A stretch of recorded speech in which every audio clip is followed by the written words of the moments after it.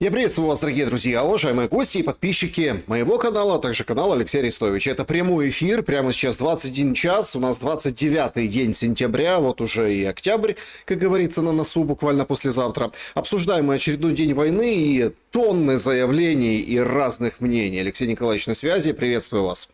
Добрый вечер. Действительно, друзья, прежде всего, прежде чем начать, я хотел бы о формате нашей беседы, это буквально два слова, но все уже привыкли. Канал и у Алексея Николаевича подсанкционный, и у меня подсанкционный, и зрители у нас, какие... такие специфические, с таким норовком, с характером настоящим. Поэтому всем, пожалуйста, большая просьба поставить лайк и рассказать друзьям, знакомым, что можно поменять страну в приложении и, конечно, смотреть прямые эфиры и другой контент на каналах.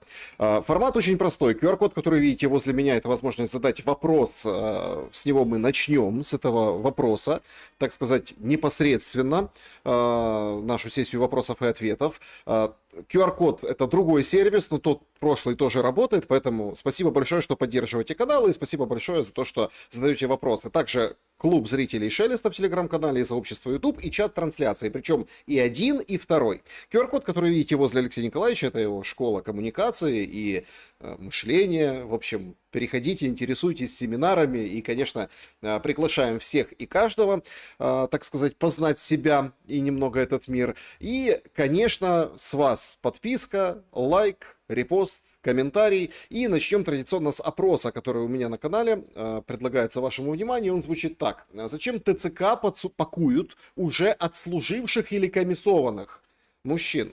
Несколько прям таких случаев, это прям стало какой-то тенденцией, люди обратили внимание, что вроде как человек только там вылечился, его там, он вроде не СЗЧшник, но тем не менее ВЛК, он опять воскрес, здоров, бодр и отправляется в вооруженные силы. Много есть таких скандалов, да? Ну, скандалов почему? Потому что родные скандалят, сами вояки тоже недоумевают, в чем дело. Варианты ответов. Это в целях экономии бюджета, ну, чтобы не платить и, в общем-то, в целях экономии. Дальше. Предотвращают бунт ветеранов. Потому что опора, молодежь-то выпустили, а опора кто тут из недовольных? Конечно, вернувшиеся с фронта. Следующий вариант. Это дефицит жуткий на фронте, и опытные бойцы, как говорится, старый конь, борозды не портит, нормально, как раз в самый раз. И еще вариант. Это просто выполняют план, эффект исполнителя. Больше ничего такого, не надо искать страшные какие-то там вещи. Просто увидели, запаковали, ВЛК написали, а служил ты, не служил, какая разница? Алексей Николаевич, отреагируйте, пожалуйста, на опрос и на эту тенденцию, которая набирает обороты. Я думаю, что это четвертый вариант. Они гребут просто тупо всех подряд. Кого на улице поймали, того и загребли. А проверять, есть ли у него там военно-учетные документы, воевал он или нет, ну, не до этого. Вы же видели эти методы. Его надо восьмером оглушить, как это, в общем, с бесчувственного тела. И в бусик. А когда человек уже в бусик попал, там уже выход, вы знаете, сколько стоит, да? Ну, Поэтому, нет, получается, этих денег ни у тех, кто да, служил, ни у тех, кто не да. служил, и у всех остальных. Поэтому вот так. Надо просто с распечатанной справкой на лбу уже ходить. Или метки какие-то ставить, желтые звезды носить ветеранам. Что меня не хватает. И то будет хватать. Друзья, голосуйте, мы в конце подведем итоги. Есть ли тут что-то большее и прячутся ли, да, какие-то такие злые умыслы стратегического плана, или это все как бы, ну вот просто от беспредела ТЦК. О беспределе ТЦК мы поговорим, причем полиция включается активно, с ноги бьют вот это там, пакуют ТЦКшникам, они тоже такие ребята, борзые, полицейские, так сказать, помогают. Начнем с таких достаточно глобальных и важных вопросов. Алексей Николаевич, я хочу, чтобы вы каким-то образом помогли разобраться в молчании Кремля. Значит, мы слышали Келлога, мы слышали Венса, томагавки, Украина выигрывает на Варшавском форуме безопасности, Зеленский включается, Туск. Кажется, что что-то происходит такое, какое-то абсолютно оторванное от реальности и реалий на Земле. Почему происходит именно так? Ну, смотрите, такая череда заявлений может быть инспирирована двумя вещами. Первое – это то, что принято решение, ну, мы обсуждали это в прошлый раз, Трамп принял решение проучить Россию, раз она не хочет проучаться. На самом деле он принял решение проучить Китай. Потому что Зеленский не мог сам на Генассамблее сказать, что Россия – это прокси-сила Китая. Это выводы, которые ему подсказали. Они сформированы или разрешили заявить. То есть, идет череда переговоров с Китаем, а значит, переговоры с Россией переговоры уже произошли. В Анкоридже Трамп сказал, что Путин меня ужасно разочаровал. Пошли, как он говорит, хозяевам Путина, Китаю.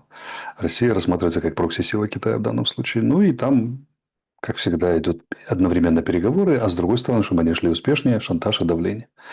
Шантаж и давление должно включать элемент мести Путину и воздействия на Путина, а именно передачу украинским вооруженным силам, силам обороны большого количества вооружений военной техники. Очень много и явно новые варианты. Вот из того, что мы слышали уже в открытых источниках, Гримпины передают шведские. Например, а речь о них шла еще там чуть ли не в 22 году, вот наконец-то передают. Там вот уже там Сибига заявляет, что будем бить, вы нигде не спрячетесь. Явный намек на что-то очень дальнобойное. Потом, значит, Зеленский сказал, что раз так, то и вы будете в Кремле бегать в убежище. Не думайте, что вы отсадитесь. Ну, явный намек на томагавки какие-то, правильно, там, которые должны куда-то полететь героически.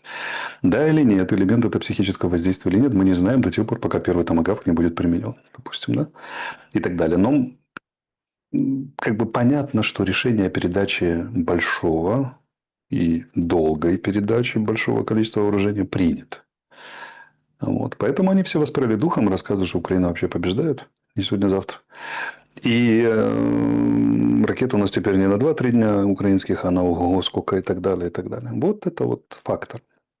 А Потому можно что сразу я так... подобные заявления и подобный энтузиазм сразу у наших и у поляков и так далее возможен только в том случае, если они участвуют в большой передаче. Ну, то есть, они на фактаже знают, что пошло много и пошло основательно. А есть очень такой вопрос, который вот прям со старту стройную картину вашего ответа он немножко так подмывает. Если не рушит, то подмывает серьезно берега.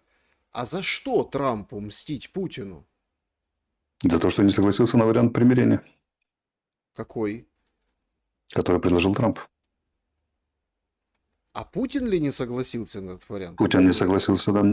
Злые языки нехороших таксистов утверждают, что в Анкоридже Трамп предложил идеальную схему, как он считает, внимание, как он считает идеальную схему России выхода из войны с сохранением лица, с определенными приобретениями, с будущими бонусами. На что Путин сказал ему: дорогой, ты понимаешь, ты через 2 года уже не будешь у власти. И я знаю, может, придет Обама какой-нибудь или там Хиллари Клинтон, и я не буду знать, куда деваться. Давайте так. Вот результаты, которые достигнуты военным путем, они уже неоспоримы. Поэтому мы сначала всего достигнем военным путем, чего нам надо. А надо безопасность западных границ России, как они считают. И потом я готов договариваться с тобой, с твоим преемником. Утратишь ты большинство в парламенте, не утратишь. Мне уже все равно будет. И пошел накат на Европу. В том числе, видите, да, дроны летают, там всякое такое. Смотрите, ну, дроны можно отдельно разобрать. Это же цирк. Дроны можно отдельно разобрать, потому что там все просто понятно. Сейчас же бюджеты формируются на следующий год. И они хотят сделать так, чтобы Европа оставляла больше себе, чем давала Украине. Потому что одновременно принято решение помогать Украине очень активно. Финансово, в том числе дронами там, и так далее. Мы уже заговорили о передаче замороженных российских активов. Кредит как Репарационный. да, репарационный в компенсацию замороженных российских активов, да, и так далее. Вот, ну, пытаются воздействовать как могут, там предпринимают целую операцию. Ну, смотрите, ну это же даже до смешного доходит. Разведывательный дрон, который горит, как новогодняя елка, которого все видят, но куда он Так пропадает, никто не видит. это же демонстративные действия. Он и должен гореть как елка. Он должен еще желательно петь что-нибудь типа «Подмосковные вечера», да, и махать всеми видами флагов, если ему придавать манипуляторы. Потому что его задача быть замеченным. Они же давят как раз на общественное мнение, что давило на политиков. Это же не военная операция, это операция по формированию общественного мнения. Ну, То есть операция военная, но не с военными целями, да? в итальянской прессе пишут, что это прям украинские планы, очень дерзкая спецоперация. Я могу вам сказать, что все таксисты прекрасно знают, что дроны стартуют с судов, которые российских военных кораблей, которые в Балтийском море, ну, основная их масса. Это четко идентифицировано, это известно. Что они говорят прессе и публике, это уже другое дело. Но на самом деле, да, общее мнение таково, что это российские военные дроны. А, Интересен, скажем так, контекст вышеизложенного вами, что при первой встрече прям Путин говорит, что Трамп, сколько тебе осталось, мы тебя пересидим и так далее, и будем завоевывать все то, что нам нужно. А не может ли это быть таким иезуитским, но очень четким планом? Я Каким? объясню. Смотрите, его можно раскусить, да, если это правда, через Лукашенко. Значит, непонятно почему. 5 часов Путин и Лукашенко встречались. Дальше Александр Григорович выходит и делает заявление, предложение фактически Зеленскому встретиться. И говорит о каком-то сценарии, который на столе. И если, мол, не пойдете, то будет как в начале СВО. Что подразумевает собой это в начале СВО, остается загадкой. То ли будут большие там потери территории, то ли опять будут заходить с Беларуси, то ли еще что-то. Ну, вариант с Беларуси отбрасывать не стоит, потому что сейчас равняют Черниговскую область, где, собственно, производственными мощностями нельзя объяснить удары по там, разным подстанциям, 330 киловольтным и другим вещам. То есть это исключительно такая работа какая-то другая, иная, подготовительная. Плюс Зеленский, как понятно, хамски сегодня отвечает Лукашенко, говорит, два деда, чего-то там тихонько говорят между собой. И кажется, что Трамп и Путин могли договориться о том, что ты, Владимир, бери, включайся, вот тебе какие-то сроки, я буду делать вид, что я за Украину, но ни копейки не дам, если что-то продам, потому что купят за деньги. Но Европа перепугается и ничего покупать не будет. Ну и нас ждет действительно подобие начала СВО с походом на Киев, потому что только при приближении к столице страны есть возможность принуждения к капитуляции, даже такого дерзкого Зеленского, которым он сегодня предстает. Ну, даже если Трамп сказал, заходи, бери, я тебе даю там 2 месяца, например, на это, или 3, или там до весны, то это же не означает, что он искренне это поддерживает. Это может быть ловушка, заходи. Потому что он одновременно начал передавать такое количество вооружения военной техники, что просто мама дорогая. Реально. Это как-то не вяжется. Разве что, ну, давай еще одно направление попробуй. Еще второй раз получи по зубам под Киевом, да и сваливай. Или в ловушку попади. Что касается Лукашенко, так он и выступал посредником встречи при Анкоридже. Он был главным консультантом по Путину во время подготовки Анкориджа и, видимо, остается в этой же роли по-прежнему. И они сверяют какие-то планы. Я это объясняю следующим образом. Поскольку идут переговоры Трампа с Китаем, Китай просит Путина имитировать мирный процесс. Чтобы ему было удобно разговаривать. Чтобы он говорил, смотри, я же на него воздействую. Вот я, Китай, воздействую, Си Цзиньпинь воздействует на Путина. Он слушает, он с Лукашенко совещается. Они ваши предложения рассматривают. Какие-то там не против. Зеленский еще раз подтвердил Песков, что надо снова мирно говорить. Для меня пока это выглядит все как имитация. Имитация. Потому что ну, Трамп сходится в ПДД с Китаем, с Си Цзиньпинем. В большом таком основательном ПДД. С Путиным уже не сошелся. И с его точки зрения он пошел к хозяину Путину. Соответственно, китайцы говорят, ну не порти нам малину, мы договариваемся о серьезных вещах. Тайвань туда-сюда. Торговая сделка большая. Изображай, что ты типа за мир. Вот и все, что происходит. Будет ли атака на Киев, не будет, мы посмотрим. Честно говоря, я слабо представляю, чем его атаковать, этот Киев. Там надо где-то взять 1150 войска. Где? Это четвертая часть всей группировки, которая воюет в Украине. Ну, то есть, большой вопрос. Ну, срочников 150 тысяч наберут в этот... Срочников нельзя посылать. Их сначала предстоит обучить, потом сделать контрактниками, потом уже, может быть, на Киев. Но это не ближайшие 3 месяца, так точно. Ну, так до этого тоже были срочники. Это сильно потом. Может быть, кинут срочников, да. Тем более, там срочники ж какие. Там уже до 30 лет призывают. Раз. Во-вторых, Путин недавно издал на прошлой неделе указ, что можно круглый год призывать. Не 2 призыва весенний-осенний, а круглый год. Может быть, не спорю. Ну, посмотрим, что там. Вопрос заключается только в том, вы знаете формулу этой храброй воды, которой напился Зеленский? Ну, Зеленский храбрый, потому что Трамп сказал, воюй, Вова, все будет хорошо. На тебе томагавки, на тебе Гриппины. Скорее всего, так. На тебе много денег. Так а как раз таки денег не хватает. Судя по всему, будут.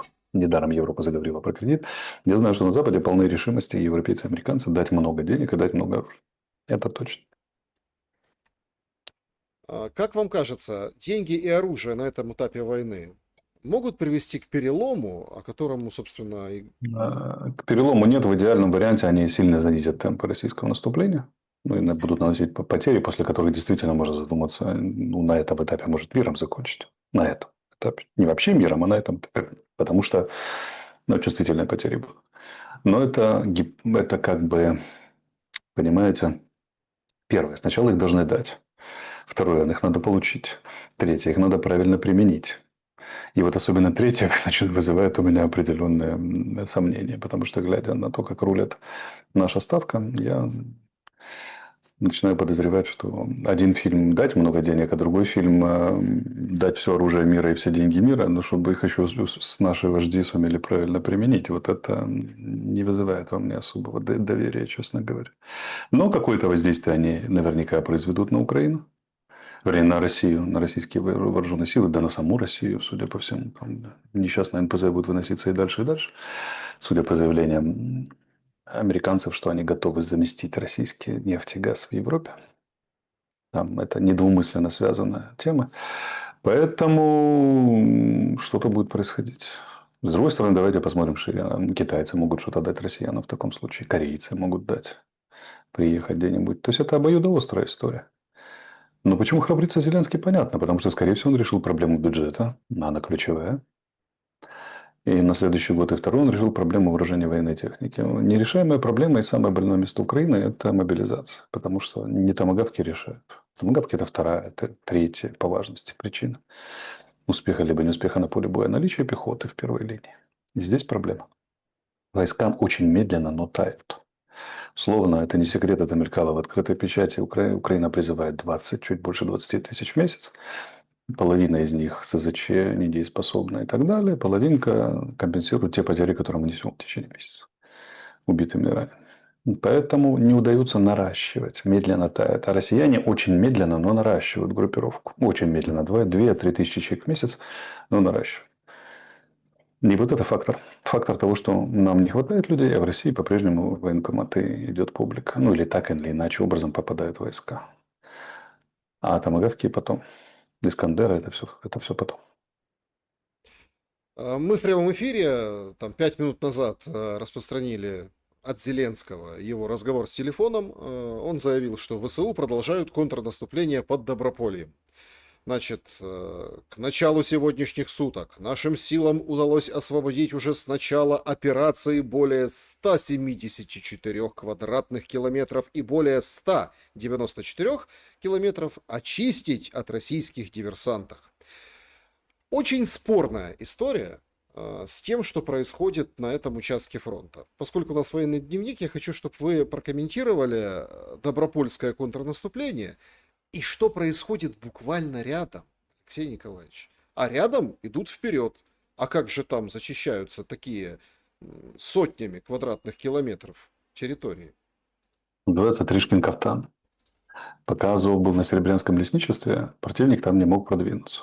Потом Азов кинули на Торецк. Противник начал двигаться на Серебрянском лесничестве. Потом Азов кинули из-под Торецка, кинули на Доброполье. И он там героически воюет. Но, например, южнее Покровского уже не хватает Азова и других дежурных частей, которые там могут по вызову что-то там и так далее, и так далее. Поэтому на 1000-километровом фронте при уровне комплектации бригад передового первой линии там 20, 30, 40% в идеале всегда будут где-то прорывы.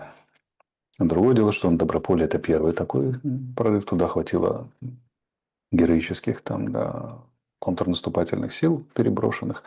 Но и россияне там расширяют. Скажу так, там нет контрнаступления. Ну, вот Константина Машевца почитайте. Он выдает выкладки соответствующие. Он говорит, что это прямое вранье, которое дорого нам обходится, потому что деморализует войска. Самый главный фактор деморализации войск – это когда командование врет, не говорит правду. Вот. И когда это делает высшее военное руководство, я думаю, что это заявление, которое носит целиком внешнеполитический характер. Смотрите, вы, если нам дадите много вооружения военной техники, мы будем контрнаступать. Может, даже сейчас контрнаступаем. Трамп, Туск, кто там еще? Посмотрите, мы контрнаступаем. Нам можно дать много вооружений военной техники. Мы молодцы. Вот, поэтому больше туда. что в Украине мало кого этим обманешь, но там сложная система встречных боев, скажем это так, через полосица, в части которых российское командование, ну, россияне, в принципе, надо сказать, наступают на этом направлении, продолжают наступать, и на двух-трех направлениях они имеют успех, на двух-трех они продолжают вести наступательные действия, хотя успеха не имеют, но это же сегодня они имеют, завтра могут и поиметь. Поэтому, да, на одном-двух продвинулись украинские вооруженные силы, но они были контратакованы российскими силами в том месте, где они продвинулись. И опять там сложная вязь и сложный рисунок. Но в любом случае, такого контрнаступления, как там, например, Харьковская 22-го, когда мы идем вперед, а враг коварно бежит, вот, чтобы нам не достаться, такого там нет. Котлы есть? Которых взяли в россиян в окружение? Смотрите, одни говорят, что 6 котлов на линии фронта ВСУ. Другие говорят, что котел, там вот Сырский сегодня, котел в этом, ну, Добропольский котел, да, вот смотрите, взяли в окружение. Даже на картах Deep State что-то... Здесь вообще давно не было ничего редактировано на картах Deep State. Вот в Кучеров Яр, вот все, там котел, отсекли. Короче, показания разнятся. Так кто в котле? Смотрите, котел это вы тоже язык не фактов, а язык эмоций. Вот. Вы в котле, мы в котле, что такое котел, как считать, что считать котлом и так далее, и так далее. Там сложно через полосиц. Боев на данном конкретном направлении. Сегодня одно подразделение может быть окружено с 3 сторон, завтра контратака уже с 2 сторон, и уже как бы не котел, а фланговый выступ. И вообще мы потонем в этой страшной военной аббревиатуре. Я предлагаю не использовать этот словарь котел, не котел, а эмоциональный. А на уровне фактов скажу так, что сложная система встречных боев, причем российское командование в целом имеет преимущество, владеет инициативой. В отличие от рассказов, что мы их там погнали тряпкой. Эти рассказы очень вредят. Главный деморализующий фактор – это когда командование врет. Начальство врет. Опыт показывает, что солдаты, которым и подчиненные всех уровней, которым говорят чистую правду начальство, стоят до последнего, не сыпятся. Как только начинается вранье, сыпется даже морально-психологическая составляющая, даже тех, кто, в принципе, неплохо себя чувствует тактически. Алексей Николаевич, важный вопрос. Что, ну вот два участка, я хотел бы прямо на них остановиться, фронта. Мгм. Это, конечно, вот это вот Серебрянское лесничество и движение, так сказать, на Лиман. Бои уже в Ямполе. Мгм. Сегодня Минобороны Российской Федерации объявила о том, что, ну, собственно, Заречное, да, они взяли, этого не подтверждает украинская сторона, Кировск, ну, если так, Кировск по-старому. Бои в Ямполе, Кировск, фронт идет уже к Лиману, там, где стелили дороги, ямочный ремонт делали, так сказать. И Мгм. идет очень серьезный такой накат в эту сторону. Как, ну, плюс там немножко южнее мы видим Северск. По Северску пока тишина, хотя, ну, все понимают, что ситуация тяжелая. А, Что здесь, чего здесь ожидать от фронта? И вот есть такой, ну, один из военных гуляет этот распространенный ролик, он говорит, ребята, говорит, вы увидите, что фронт обрушится, но не в том месте, где там рисуют, сообщают карту Deep State, показывают, или какую-то другую, там, российские военкоры карту, а будет в каком-то неожиданном большой скачок, рывок и прорыв. Это может быть тем местом к Славянску удар в этом Ну, направлении? потенциально у нас 4 места для большого прорыва. Первое – это если пойдем с запада на восток. Первое – это в район Запорожья. Там Орехово, условно, Гуляй-Поле, вот примерно туда. Второе – это Днепропетровская область, то есть в глубину или наоборот, в глубину и на юг к Запорожью. Серебрянское лесничество и Откупинск. Вот у нас 4 основных. Ну, может быть, все, что Заметьте, сильно. вы не назвали Да. Донецкую область, вот этот Покровск, Ну, так это что, Константиновка. то, что Днепропетровская, это то, что южнее Покровска. В Да. Днепропетровск уже зашли южнее Покровска. Может быть, там. Это потенциально. Почему? Потому что качественных боеспособных подразделений не хватает. Вот. А на Лиман же поставили, как обычно, это сырщина, так называемая. Поставили самые слабые бригады и поставили ТРОшников там бывших. Они и не удержали. Ну, вот, поэтому не хватает уже качественных подразделений на 1000 километров фронта. В этом-то и смысл российского давления на всех участках, который с военной точки зрения логике противоречит принципу концентрации сил, но, как видите, дает свои эффекты на длинных дистанциях. Сколько осталось Купянску? Ну, никто не знает, но рассказы про, что там поодинокие выпадки, это же, мы же понимаем, судя по картам, которые красит тот же Дипстейт или там сочувствующие, там уже чуть ли не 2/3 Купинска, давайте скажем так, деликатно проблематизированы для сил обороны Украины. Ну, если уже серая зона рисует уже, это юбилейный, это вообще, ну, скажем так, юг, выезд. Смотрите, серая зона – это такая история. Серая зона определяется дальностью и плотностью применения беспилотников различных видов. Учитывая, что есть беспилотники, которые летают на 40 километров, там, да, ну, устойчиво 25, например, то тогда можно считать, что линия боевого соприкосновения, и если туда подошли российские беспилотчики, которые обладают отдельные отряды, вот типа Рубикона, обладают дронами такой дальности, то серую зону можно смело добавлять 25 километров от линии боевого соприкосновения в любом месте, где они находятся. Там уже все, это уже изоляция района, там уже бьют уже грузовики на дистанциях 25 от линии фронта, 25-30. Это большая проблема. Это уже действительно серая зона. Ну, еще пока, как мы тут прогуливаемся по карте, я бы хотел, вы так упомянули, но вскользь, ну, собственно, ситуацию вокруг Запорожской атомной электростанции. Значит, она обесточена. Украина говорит, на вашей же стороне поломка, ремонтируйте. Россия говорит, так вы ж не даете ремонтировать. Дронами поражаете, вот поэтому она стоит. Причем Гросси съездил в Москву. Ну, непонятно, это был его все-таки такой тур по тому, чтобы выбрали его генсеком ООН в будущем, или действительно озабочен ситуацией на ЗАЭС. Но сегодня прошла информация, что там дела плохи, и вовсю уже на выходных писали о Фукусиме-2. Насколько это может быть, ну, геймчейнджером, я имею в виду ситуация вокруг аварийности Запорожской атомной. Всех, мол, отрезвит, и все начнут говорить, хотя никто не разговаривает сейчас от слова совсем. Смотрите, есть и другое. Достаточно квалифицированные украинские специалисты заявляют, что это все лажа, что это попытка нагнетать. Не слушайте, на дизелях станция будет работать столько, сколько ей надо. Тем более реакторы якобы неактивные, а значит, поддерживать их еще проще. И нету там фукусимской ситуации даже в зародыше. Но мы же не специалисты, мы не можем разобраться в этих мнениях. Что мы можем сказать квалифицированно в технических оценках? Можем сказать медийную оценку. Мы можем сказать, что обе стороны заинтересованы в создании очень большого медийного напряжения вокруг Запорожской АЭС. Что это ключевой фактор. Понятное дело, для России он снабжает весь юг, оккупированный Крым. Для Украины он может давать огромное количество энергии на ключевые там, промышленные районы оставшиеся Украины. Днепропетровский и Криворожский. И это фактор, где можно, да, который действует на мозги несчастного мирового сообщества, пережившего Фукусиму и Чернобыль.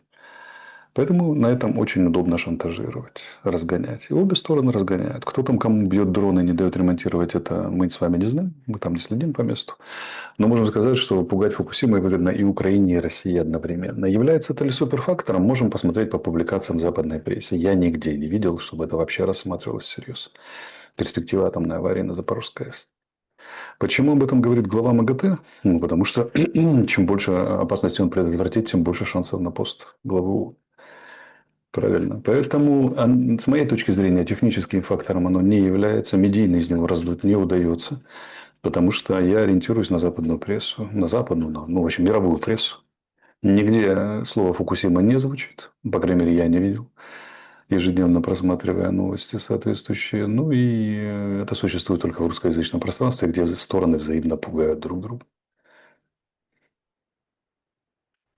Мы вернемся к Украине, к перспективам дальнейшим, и внутриполитическую ситуацию рассмотрим, и о том, чего нам ждать и куда идем. Но я бы хотел сразу бросить мост и определенную параллель к событиям сегодняшним в Белом доме. Сегодня Трамп принимает Нетаньяху. Значит, Нетаньяху, это было, конечно, сенсационно.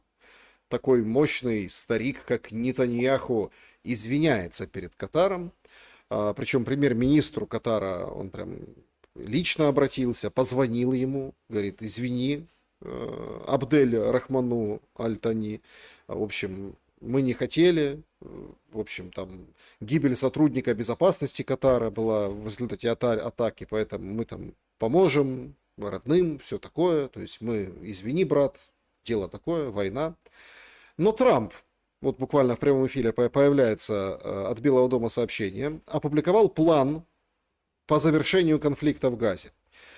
Не 21, 20 пунктов.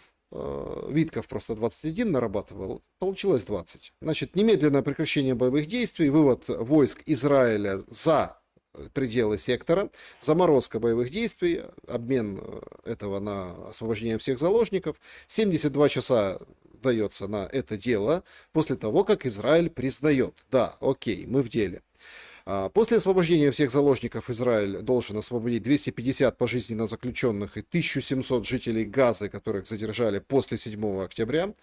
После возвращения всех заложников члены Хамас обязуются мирно сосуществовать и сдать оружие, и будут, внимание, амнистированы. Ну и будет предоставлен выезд. То есть амнистированы и уезжайте, если хотите.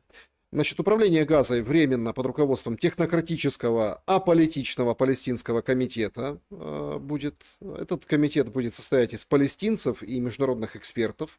План США не предполагает насильственного переселения жителей Газы, и Хамас и другие группировки должны согласиться не участвовать ни в каком прямом или каком-то другом управлении, да, самой территорией. Ну и региональные партнеры предоставят гарантии того, что Хамас и прочие группировки будут выполнять свои обязательства. Речь идет там к тем людям, которые сочувствуют Хамас. Вот смотрите, вроде бы, все просто. Вроде бы те страны, которые признают Палестину, там вереница была, да, то есть под Генассамблею это же было там куча стран, все признают. Они же то же самое и вкладывали в свое это признание. Сработает, как вам кажется? И почему там не получается? Я большой скептик. Гладко было на бумаге, мы забыли про враги, по ним ходить. Это вот как раз та ситуация. Пусть сначала Хамас вернет заложников. Вот в это все упирается. Он уже не возвращает их. Сколько было договоренностей уже, в том числе и при Трампе, и все время срывались. Да, усилия есть, усилия вкладываются большие. Надо быть миротворцем. Почему? Потому что израильские боевые действия и политика Израиля, которую он проводит, очень сильно напрягают отношения США как основного спонсора и администрации Трампа как основного, скажем так, покровителя Израиля, израильской ситуации в их взаимодействии с арабскими мусульманскими странами. И не только, с европейскими в том числе. Натаньягу может сделать для этого там положенное телодвижение, принести извинения лидеру независимой страны, по которой был нанесен удар, вообще-то на секундочку и так далее. Это несложно. Сейчас деэскалацию Израиль одновременно пытается с Турцией вести по сирийскому вопросу, переговоры в Сирии идут. То есть идет серия деэскалаций. К чему они приведут? Я очень большой скептик. Может быть примирение на время, но там, где оставят Хамас, там будет снова Хамас. Все вот эти благорасположенные, давайте же нейтральному технократическому палестинскому правительству возглавить, они не учитывают, они старательно закрывают глаза на реальную ситуацию в палестинской автономии. Это уже делалось. Уже был суперавторитетный Ясер Арафат, бывший террорист международного масштаба, который был главой автономии, казалось бы, должен справиться. После него было много глав автономии. Хамас последовательно выигрывает выборы все. И если бы не израильское воздействие на Западном берегу, он бы там выиграл, а в Газе он гарантированно выигрывает все выборы.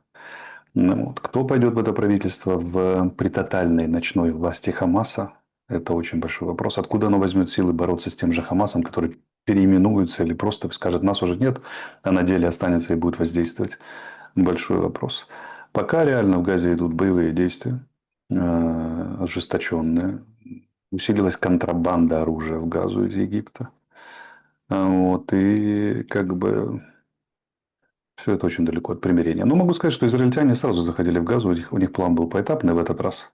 Вот в это большое вторжение, когда город Газу брали, ожидая, что американцы вмешаются и боевые действия могут остановиться в любой момент. То есть там операция предполагает последовательность достижения определенных рубежей и целей. И на каждом этапе они готовы остановиться, если последует политическое решение. Но мы видели уже там краткие перемирия, отказы, выводы и так далее. Все это возобновлялось. Перспектив решения конфликта всерьез я не вижу. Приостановка боевых действий вполне может быть. Попытка создать очередное палестинское государство, ну, вполне может быть, оно уже вовсю идет. Но зная историю Кэмп Дэвида и Осло, то есть предыдущих договоренностей, и специфику Ближнего Востока, реально в мир, я в Газе, я не верю. Этот конфликт принадлежит к разряду неразрешаемых. Как и в Украине, получается. Как и в Украине, да. Ну, смотрите, то есть как бы разрешение только через капитуляцию и полное уничтожение другой стороны. Или выснаживание обеих сторон до такой степени, что они не могут вести боевые действия. Ну, мне кажется, что у Трампа сейчас такая ситуация, что ему нельзя дать сторонам соскочить с этого плана. Ему нужно, чтобы эти 20 пунктов начали работать. Да, но возможности принуждения Трампа мы уже видели, да, на самом деле.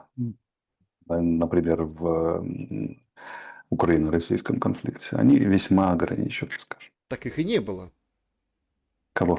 Вопросов принуждения по отношению к Украине аж Не, бегом и он аж вообще. принуждал на уровне языка, как бы, да. Но и ссоры в кабинете в овальном мы видели, и все на свете, но не получается. Очень трудно останавливать кого-то, даже если ты могучая США, кто там считает нужным воевать и при этом является независимым государством с этой мобилизованной армией, спецслужбой и поддержкой населения. Практически невозможно. Вы считаете, что украинцы поддерживают войну? Ну, да есть достаточная доля украинцев, чтобы эта история продолжалась. Если бы украинцы были категорически против войны, она бы прекратилась. Но какая-то доля, которая есть, она поддерживает, и поэтому война живет. Продолжают воевать. А Зеленский продолжает получать одобрительные там, результаты опросов. Уже насколько они релевантны, большой вопрос, но ведь публикуют одобритель. Все за президента. Получается, России нужно побеждать Украину. Или Украине побеждать Россию. Или выснаживать друг друга до состояния, когда нестояния полного.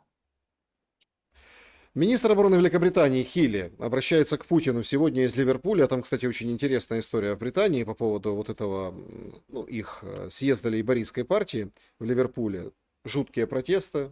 Они там ввели законодательство, вывесили «Ливерпуль вам здесь не рады», митинги, долой Стармера. В общем, все красиво. В Британии в Да, этом там году... очень большая волна идет против либералов. Поэтому, да, там Обращение к Путину. Британия кипит. Да. Наше послание Москве из Ливерпуля сегодня таково. Президент Путин, вы не победите. Начните переговоры, достигните мира. Мы будем стоять рядом с Украиной столько, сколько потребуется, заявил Джон Хилли. Где-то я уже слышал столько, сколько это потребуется. К чему Да, привело? они никогда не отвечают на вопрос, сколько именно потребуется, или когда они говорят до конца, что такое этот конец. Всегда хотелось бы уточнить. Вот. Но пока могу сказать точно. Много денег и много оружия, принято решение дать, и частично оно уже пошло. Отмечается чрезвычайная активность военно-транспортной авиации и транспортных судов и флотов, скажем так, идущие с запада в район Польши. Той же самой. Крупной победой Запада, прозападных сил, стало поражение пророссийских сил в Молдове. Ну, тоже отмечается западными аналитиками, вплетается как аргумент. Сила этого аргумента – это отдельный разговор, но и российские, условно, спикеры отреагировали как на поражение на свое, и западные или прозападные отреагировали как на победу. Поэтому, тем более, что у России очень хорошие возможности по Молдове и Молдове, но, видите, не получилось. Поэтому, да, Запад показывает, как он считает, что он в форме. Украину мы поддержим, Украина готова сражаться. Зеленский рассказывает про контрнаступление. Короче, сейчас этап эйфории. Дали денег, дали оружие. Просто этап такой. Чем это закончится, мы с вами посмотрим чуть позже. Через, простите, 3-4 месяца. Ну, вот к зиме ближе. Но пока этап эйфории, мы должны отдавать в этом отчет себе. План Запада очень простой. Никто не надеется Россию победить в том смысле, что она уйдет на границе 91 года. И надеются нанести такие поражения так долго и последовательно, что она сочтет, что лучше перейти к мирным переговорам, нежели продолжать войну. Чисто математически поймет. Не потому, что там поломается, воля сломается российская, а математически поймет, что невыгодно. Надо искать дипломатические варианты. Вот это к этому ведут Россию на Западе. К этому, видимо, и ведет ее, пытается вести Зеленский. Потому что заявления вот эти, что мы готовы к дипломатии, то все. Только надо остановиться. Выборы даже проведем, только надо остановиться. Они направлены именно на этот сценарий. То есть сценарий ясен западный. Насколько он будет успешным? Будет ли он успешным вообще? В какой степени? Мы посмотрим. Но сценарий понятен. Тормознуть чисто математически. Никто не надеется, еще раз повторюсь, поломать волю Путина. Что они там заплакали, скажем, и сказали, повинились и сказали, мы больше никогда не будем воевать. Мы сделали страшную ошибку. Надеются просто, условно говоря, если Россия 100 танков, условно, ставит на фронт в течение месяца, выбить 95, и как бы она уже не едет, понимаете. Если поставила 30 тысяч бойцов на фронт, убить 25, значит, уже все невозможно развивать наступление.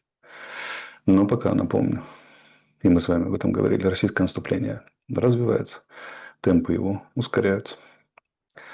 Фундаментальных появлений новых средств вооруженной борьбы, типа томагавка, который радикально будет ситуацию, пока не видно. Но мы видим нарастающий оптимизм официальных спикеров украинской власти с такими обещаниями, что достанем даже во Владивостоке, и эйфорию ближайших союзников. Польши тоже. Меня интересует план окончания войны. Вот это, понимаете, это или какая-то шизофрения, что, судя по всему, присуще украинскому, особенно этому, ведомству внешнеполитическому, Сибиги в частности, или это действительно что-то, вот как вы расписали, сценарий Запада. Он выходит и говорит, да, вот эта история, что сейчас будем бить, достанем в любую точку, нигде вам не будет безопасно, а-та-та, вот это все. И потом тут же говорит, что у нас план закончить войну до конца 2025 года. Это взаимоисключающее понятие, судя по Нет, тому. они как раз надеются на то, что дальние удары и причинят, послужат одним из самых весомых аргументов для того, чтобы остановили войну. Это реальный план, это сценарий. Напоминаю, что этот сценарий существует с 2022 года.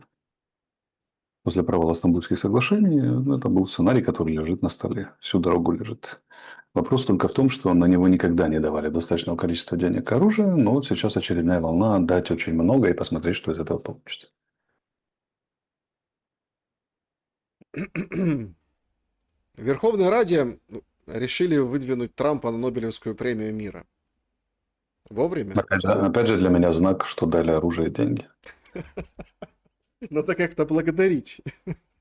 Ну, это как звание Героя Украины. Когда его создали, чтобы его не девальвировать, надо было его вручать очень ограниченному количеству людей за действительно легендарные выдающиеся заслуги. При Ющенко раздали, по-моему, сколько, 265 или что-то такое. Герой Украины, там, выдающимся пасечникам, выдающимся дояркам, выдающимся там, кому там еще, машинистам, колхозникам и так далее. Звание девальвировано было очень сильно. Поэтому это примерно вот то же самое и сейчас. То есть, украинское правительство, по крайней мере, в своей официальной риторике, идет путем девальвации. То есть, если бы делали более осторожные заявления, они бы больше весили на самом деле. Но когда залихватские, на 4-й год войны, скоро 5-й, это вопрос, на кого это рассчитано. Мне это напоминает, если честно, ну и на моем канале в превью тоже такое напоминание очень известного сериала. В нескольких сезонах он вышел в Российской Федерации «Содержанки». И там они боролись, так сказать, за место под солнцем. Ну, Орбан сказал сегодня прямо, он же сказал, что Украина не независимая, не надо вести себя как независимое государство. Вы полностью на нашем содержании. Если мы его выключим, то НАТО и ЕС, то вы обсыпетесь моментально. Это правда. Но вопрос тоже есть такая штука, как хуцпа. Или, если на западном покерном языке, то блеф. То есть, чем хуже дела, тем выше голова, тем ярче надо улыбаться, тем более грозное заявление делать. Видимо, в офисе считают, что это работа. Орбан также... Вообще, конечно, нужно Орбану отдать должное. Там в венгерской прессе появилась сегодня информация о том, это он рассказывал, да, как был поздний вечер, мне звонит там Трамп Все, говорит, давай, отказывайся от российской нефти. Он спокойно, он ужинал с женой, он спокойно взял трубку, поговорил, все, продемонстрировал свою позицию, и эта волна отхлынула. Отстали от Орбана, Ну вот к и, вопросу о пределах и давления, да? говорит, я после этого доел лечо и пошел спать. То есть, смотрите, в этих простых, казалось бы, да, ну, в этом простом пересказе, то, как это произошло, таится как и вот, ну, прям, ну, откровенная истина, так и простота, и истина, и великая мудрость. Конечно, он поговорил, обосновал позицию, покушал лечо и пошел спать. Время позднее. Чуть там переполох там у него на том конце света случился у этого Трампа. И все. И от него отстали. Зеленский только не отстает. Вынуждает его даже писать о том, что хватит нас преследовать. Замутили какую-то историю с теми двумя дронами, которые там где-то что-то куда-то залетели.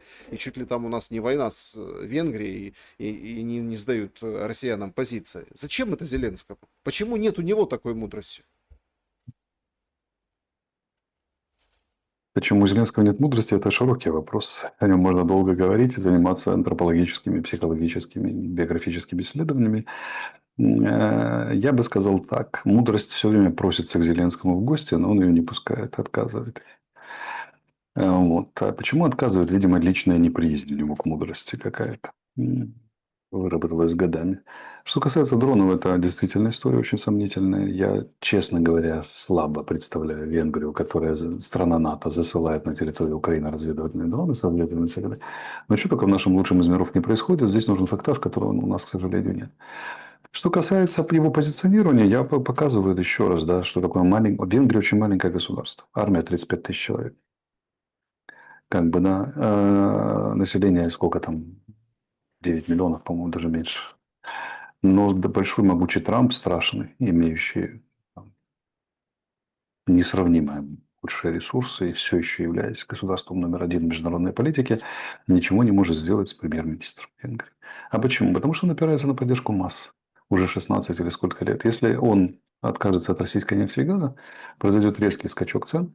Венгры потеряют сверхприбыли, потому что они продают на 25, по-моему, миллиардов долларов продукты переработки российской нефти. А поскольку нефть очень дешево достается, то они имеют сверхприбыль для венгерского бюджета. Венгры катаются на бесплатном бензине почти. И, соответственно, нарастает конкуренция во всех других областях от сельского хозяйства. Или, по крайней мере, себестоимость меньше. То заканчивая доставок продуктов обычной розницы там, да, в супермаркете. Если этого преимущества лишиться, мы уже видели на Германии, что с ней произошло, когда с ее экономикой, когда она лишилась дешевого российского газа. В Венгрии удар будет намного сильнее. Там будет социально-политический кризис очень серьезный. Орбан, конечно, лишится власти, возможно, оппозиция придет к власти, но венгры очень четко понимают, что если Орбан не у власти, дешевой нефти больше не будет. А в здравом уме обычно обыватель не склонен к таким храбрым решениям. А давайте резко начнем жить хуже. Правильно, потому что Трамп попросил. Поэтому Орбан чувствует себя очень уверенно в кресле и собирается чувствовать себя дальше. И даже уважаемый Трамп, видите, его пределы воздействия ограничены. Тем более они ограничены на Зеленского, который стоит во главе миллионной отмобилизованной армии, 1 200 000 спецслужб при хорошей поддержке населения тогда. Ну, При хорошей поддержке европейских партнеров. хорошая поддержка населения это дело такое, конечно. Но европейские партнеры его ж легитимизируют. Причем очень забавно. Вот вышла в Британии статья в Observer, где написано, что Зеленский гниль, там, да, слово гниль было использовано против его режима там, и так далее, и прочее, прочее. Экономисты, точнее, да, Да, не Observer, а экономист. экономисты. Это очень серьезный факт. Но параллельно, видите, сидит на троне, формирует бюджет, собирается загонять всех в бункер в Москве. То есть это ему оценку дали, но эта оценка еще со времен картонной революции, его назвала европейская пресса коррупционером, прямо откровенно. Но при этом продолжает поддерживать по принципу «сукин сын, но наш сукин сын». Ему этого хватает, чтобы сидеть на троне. Но, видите, его тоже заставили какие-то слова сказать после встречи в Вашингтоне, например, про выборы, которые вот, конечно же, при ближайшем перемирии сразу как объявим и как проведем. Это серьезная уступка с его стороны. Так что, выбором быть? если будет перемирие. Очевидно, заставят. Но опять же, сколько оно продлится, насколько оно будет устойчиво. Поэтому западный план и здесь прорисовывается. Тормознуть войну в том или ином варианте. Не победить, а тормознуть войну. Заставить провести выборы и привести кандидата, который более вменяемо и лояльно относится к перспективам мира с Российской Федерацией.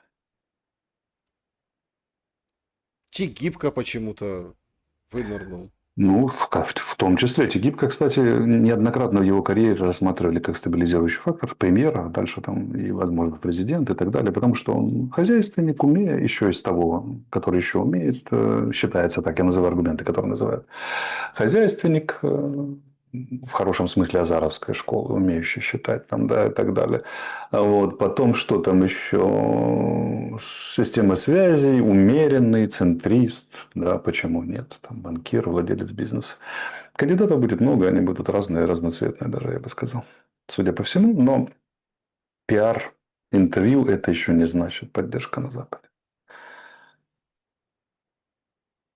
Ну, На сейчас Западе, на самом на Западе деле всерьез рассматривают трех-четырех кандидатов, могу сказать. и по фамилиям тоже. Да. Назовите, пожалуйста. Залужный, Зумков, Арестович и Буданов. Ну, начнем с последнего. Буданов имеет шансы? Их относят с Залужным к так называемой партии войны и относятся негативно, сразу могу сказать. Все рассказы, что они пользуются большой популярностью на Западе, ну, может быть, в сфере спецслужб в своей области, там, да, на уровне «давайте дружить, коллеги» и так далее, и так далее. Циркуляры, которые рассылаются среди таксистов и начальников таксопарков, их рассматривают как партию войны однозначно и считают негатив. Это идет как негативный сценарий. Путевой листок есть такое, Да, помните, да? идет как негативный сценарий. Умеренными считаюсь я и Разумков. Мгм. Интересно. Значит, прямой эфир, извините, друзья, вынуждены вот так вот. Выходит Трамп и объявляет, что мирная сделка по Газе практически согласована. Хамас единственная сторона, оставшаяся для согласия на мирное соглашение. Если Хамас откажется, у Нетаньяху будет моя полная поддержка, сказал, как отрезал Дональд Трамп. Ну, Манера та же самая, ровно та же схема, которая применяется по отношению к Украине. интересно, потому что, слушайте, а Кремль? Может, им проще взять и сказать: ребята, у нас политическое перемирие, сколько вам надо, месяц, окей, там сколько, два, окей, и вот вперед, экстренные выборы, меняем Зеленского. Смотрите, тут же какой момент. У Кремля задачи гораздо шире, чем вот решить украинский кризис как таковой, сам по себе. Потому что если бы дело было в Украине, они бы давно бы сказали Зеленского нафиг и начали бы работать на перспективу, там сказать, согласованную с Западом, между прочим, привода умеренного политика к власти в Украине. Но у них проблемы намного шире. Кремль решает свои задачи в четырехугольнике: Индия, Китай, Вашингтон, Москва. Украина только часть этой проблематики. И вот именно вопросы, которые ставятся там на этом уровне стратегического масштаба, и не дают разрешить украинский кризис. Потому что украинский кризис – это место, где стороны вырабатывают позиции. Уступить – это означает проиграть заведомо в ключевых вопросах более высокого порядка. Более того, не забываем, что после Анкориджа, встречи Путина и Трампа, была встреча Путина с Моди и Си Цзиньпинем в Китае 3 сентября. И там, очевидно, были приняты какие-то решения, после чего дроны полетели на Европу или получено разрешение, а Трамп резко переключился на переговоры с Китаем. Наверняка он не случайно это сделал, а он получил реальную информацию, которая вызвала изменение политического курса переговорного трека основного. Поэтому я не думаю, что Москва сама не сдается. Она не сдается как часть большой коалиции глобального юга. И это далеко выходит за вопросы «давайте подружимся с Украиной». Представим себе, что завтра мир в Украине. А вопросы, например, эксплуатации Арктики, Северный морской путь, не знаю, там экспансии в Африку, в Южную Азию и Южную Америку, торговое соглашение, вопрос тарифов, там, да, вопрос чего там, будущего Тайваня, вопрос там миллион вопросов. В конце концов, все это сводится, какая будет система вместо разрушенной Потсдама Ялтинской, на сохранении которой элементов настаивает ООН-центричный лет настаивает Путин и Си Цзиньпин, и Моди. Да, что будет с двадцаткой и восьмеркой? Будет ли она расширяться? Ну, то есть, это семерка, вернее. Это там миллион вопросов, в каких соотношениях. Что в Центральной Азии, что на Ближнем Востоке, в конце концов. Что им просто Путину не с руки отступать. Тем более, что они убедились, что только результаты завоеванной военной силы, либо угрозы военной силы является пролонгированным фактором, который одинаково значим и для нынешних властей, и для оппозиции, если она приходит к власти на Западе. А там демократия, там все меняется очень быстро. Раз в 4 года, раз в 5 лет или раз в 2, если это парламентская республика, и там вообще кризисы чаще парламентские. Поэтому тупиковая история. Понимаете, что такое война? Почему она случается? Потому что все правы, и никто не хочет уступать. Российскую Не бывает позицию так, чтобы все были правы. бывает так, все правы, к сожалению, Саша. По моему убеждению, российскую позицию можно обосновать и быстро показать, что они правы за 5 минут. Западную позицию можно обосновать и показать, что они правы за 5 минут. Украинскую можно обосновать за 5 минут, китайскую за 3 и так далее. Все правы, и никто не хочет уступать. В том-то и фишка, что это как в первую, во Вторую мировую. Все были правы, у всех были свои претензии, все были обоснованы. И настолько никто не хотел уступать, что пока кого-то силой не поломали, оно назад не стало. Ну, вот Иран, Ирак. У них была там Ирано-Иракская война кровавейшая, 12 лет и выснажливая. Какая-то, как это по-русски? Изнуряюще. Изнуряющая, да. Она кончилась ничем. Обе стороны были глубоко правы, и позиции были обоснованы. Поэтому, к сожалению, никто не хотел уступать, это называется. Это как в жизни. Вот когда муж и жена разводятся, всегда в чем-то прав он, всегда права в чем-то она. Всегда. Всегда можно обосновать. Вопрос, как ты хочешь смотреть на эту ситуацию. Хороший взгляд – это взгляд из метапозиции. Когда говорится, смотрите, ребята, вот вы не правы. И вы правы в чем-то, и вы правы в чем-то. Но вы хотите войны за правоту, победы правоты, или вы хотите мира и развития? Чего вы Нет, хотите? Алексей Николаевич, Давайте смотрите, определимся просто. смотрите, вот Мгм. я безо всякого, зрители, конечно, они оценят в комментариях, согласятся или там не согласятся. А, Ну вот смотрите, развод, да, в чем-то кто-то прав, кто не прав. А если Мгм. это не фиктивный развод? А если брак был изначально фиктивный, а теперь развод? То есть много есть вариантов. Если так, Варианты всегда есть, но чувство правоты не меняется от того, эффективный или неэффективный брак. Человеку нужно быть правым на определенном уровне развития. Вот смотрите, у нас же за что идет борьба? Вот мы смотрим, да? Борьба идет за слова. Например, Россия – агрессор. И этим объясняется все. И люди массово падают в обморок после 1945 года от слова агрессор. Я, например, в слове агрессор ничего плохого не вижу. И тем более такого, чтобы упасть в обморок. Да, иногда приходится делать ходы, которые тебя ставят в положение агрессора, то есть бить первым. Потому что ситуация создана была такая. А люди склонны падать в обморок. И пока массы людей склонны падать в обморок от слова того же агрессор или военная агрессия, ну, шансы на примирение призрачны. ну, тоже парадоксальная история. Выходит наша уже новая языковой омбудсмен. Ну и, конечно, бросает историю такую кость патриотам, говорит, что мы там вот сидим с Ютубом, работаем, чтобы как бы детям, там, всем остальным, вот украинцам, русскоязычный контент в рекомендациях не предлагался. Не, хочешь искать, ищи, находит, но вот чтоб не предлагался. И параллельно с этим такая залупила такую вообще вещь, ну простите за бедность речи, ну просто на голову, представляете, а, русскоязычные люди попереходили на украинский язык в 22 году, а сейчас повозвращались назад, надо что с этим делать. Да, я сегодня как раз с таксистами общался, и между делом скрин им прислал.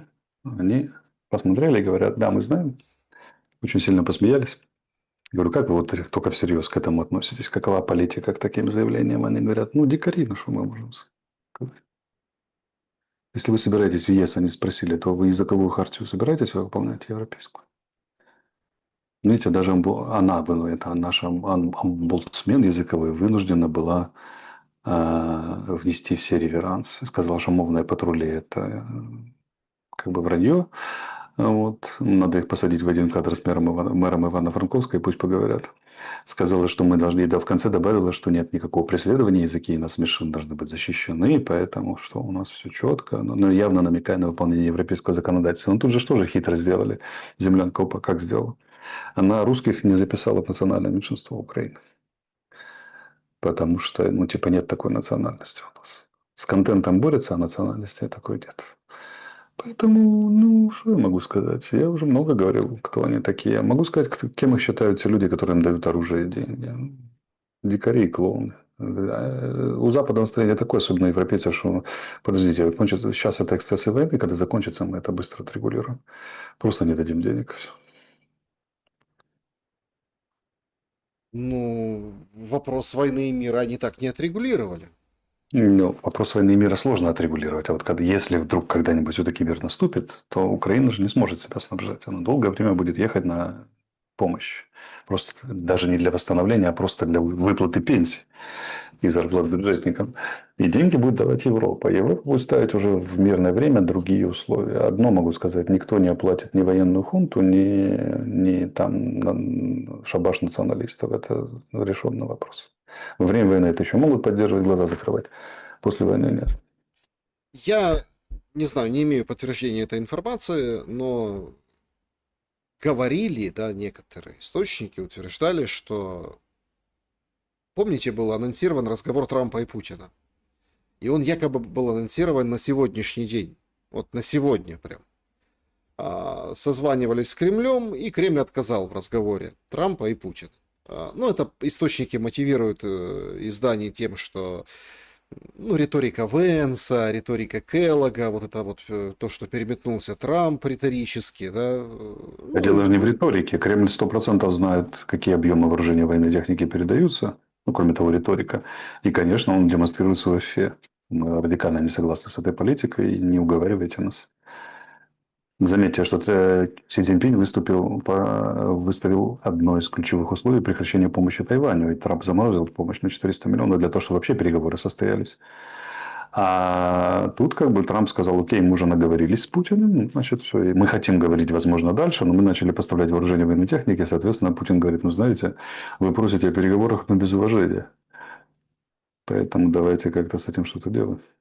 Понятна их позиция. я все-таки,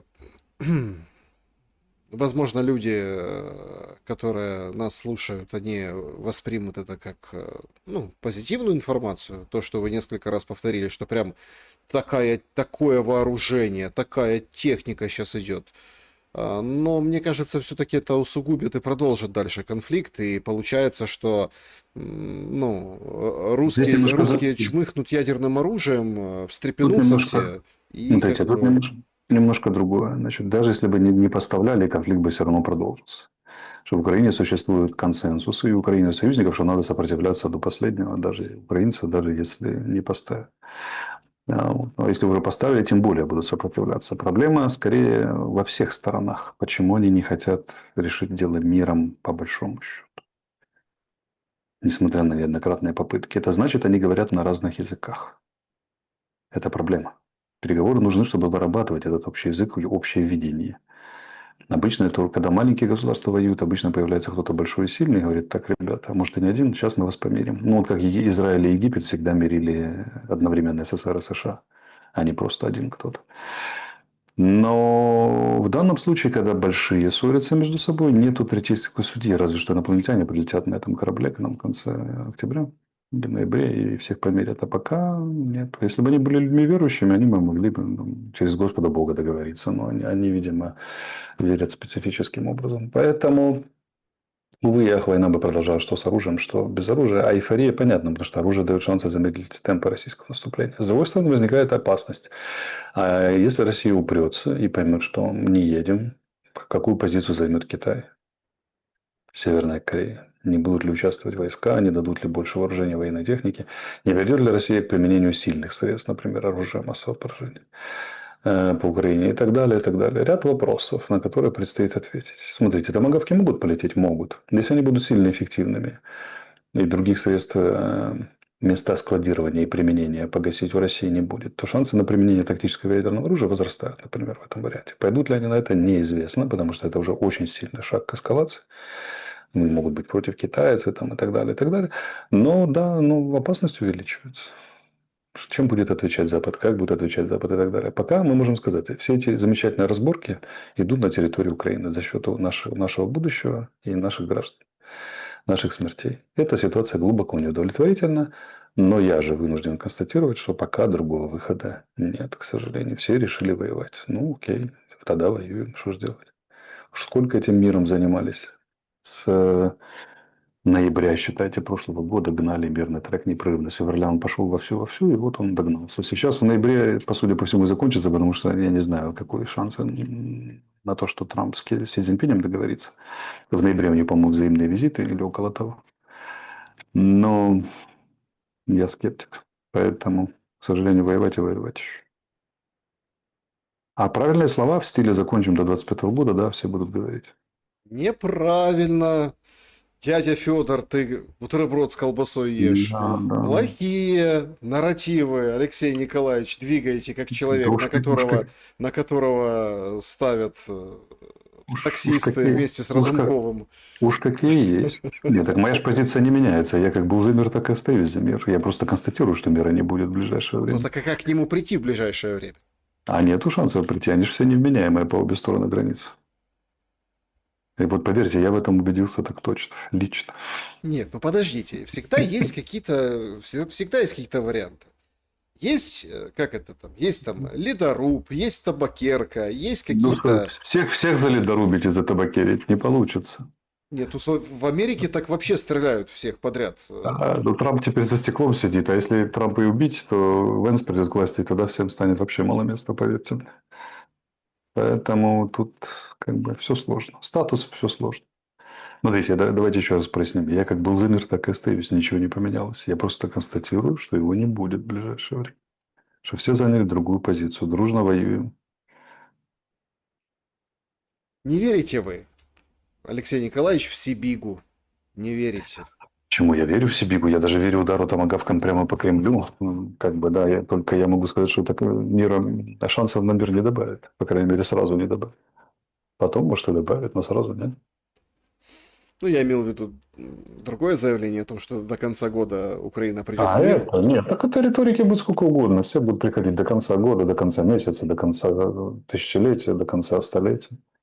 До какого-нибудь или в конце концов до самого конца, как недавно очередной раз заявили, мы вас будем поддерживать до самого конца. Кто видел этот конец? Какой этот конец? О чем они имеют в виду? Никто не знает. Да, друзья, давайте подведем итоги нашего сегодняшнего опроса. Это тот, который на канале Александр Шелест. Пожалуйста, поставьте лайки, напишите, что думаете. Грустный сегодня Алексей Арестович рисует там печальную картину. Я веселый, просто картина печальная, а сам по себе я не грустный. Вот, ну, сейчас немножко как бы покуражимся с вашими вопросами, но давайте все-таки подведем итог. Зачем ТЦК пакуют уже отслуживших комиссованных? 5% в целях экономии, 11% предотвращают бунт ветеранов, дефицит жуткий, нужны опытные бойцы 26%, и 58% просто выполняют план. Ну, план больше некак. Ну, вот собирать. Всех подряд надо грести, а там уже как видно будет. Вообще, ТЦК, конечно, разбушевались вместе с полицейскими. Было недавно сообщение о том, что, ну, в общем, там натравили собаку на ТЦКшников. Оказалось, это блогер. Там у него погоняло алабай, у него там куча этих собак. Они с ним боролись, поломали ему руку. И он им сказал, отворот-поворот, так сказать. Буду я с собаками, а не с вами. Воюйте сами. Ну, такой дерзкий блогер. Собак много. Да, это хорошо, что есть люди, которые пытаются отстаивать свое достоинство перед лицом насильственной мобилизации. Плохо, что украинское руководство никак не может сообразить, что первое – это разрушает страну, наиболее травмирующий, разрушающий фактор. И второе – принять меры по изменению этого положения. Для этого надо менять внутреннюю политику. Радикально. Значит, друзья, переходим к вашим вопросам. Вопросы сначала там по QR-коду, и как бы традиционный наш метод работает, и этот QR-код, если работает у кого, потому что все, у одних один не работает, у других другой, ну, это жизнь, да, дело такое. Спасибо большое, что пишете и поддерживаете, ну и, конечно, вопросы из клуба зрителей и чаты подсоединим точно, буквально вживую, но немножко позже. Алексей Николаевич, поехали. Значит, Петро спрашивает: Алексей, по вашему мнению, может ли афиширование фламинго быть всего лишь маскировкой закупки дальнобойных ракет других стран, чтобы избежать запрета извне стрелять по любым целям? Да. Коротко и понятно. Пользователь-благодетель пишет: Алексей, вы упорно твердите, что Украина сама выбрала свой путь, а Запад лишь наблюдал, но это же чистая ложь. Антироссия была проектом Запада, куда годами вкачивались деньги, где переписывалась история, людям внушали, что главный враг их жизни в Москве. Мозги купили, сознание перепрошили, а потом дали деньги и оружие. Украина не выбирала войну, ее программировали на нее. И сегодня вы поддерживаете нынешнюю власть в Молдове, которая только что выиграла выборы. Но это схема Украина 2.0, гранты, медиа, нужные элиты. Тот же сценарий «Дорога в мясорубку». Посмотрите на достижения европейских властей за 4 года. Зеленский на фоне Санду — гений, стратег уровня македонского. Экономика на грани краха. Из страны уехало 250 тысяч человек за 4 года. Свобода чуть больше, чем в России, но зато построили 3 дороги в кредит. Так что поздравляю, Алексей, братья молдаване будут теперь воевать против России, в скобочках Приднестровья, бок о бок с землянкой УПА. И знаете, что самое страшное? Вы все это прекрасно понимаете, но все равно идете по этой дороге. Не думал, что вы настолько циничный и беспринципный человек, пишет пользователь. Ну вот когда начнут воевать, тогда и вернемся к этому вопросу, правильно? Что касается рассказа про то, что Молдова сейчас будет страшно страдать, зато не будет российских войск, атакующих Одессу по суше. Меня это вполне устраивает. Ну, вы согласны? Подождите, смотрите, у нас на предвыборке было А два пути.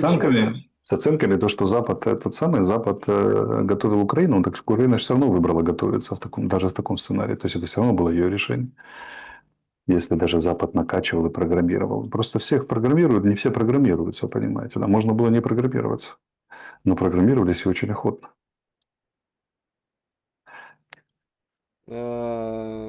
Смотрите, тут два пути.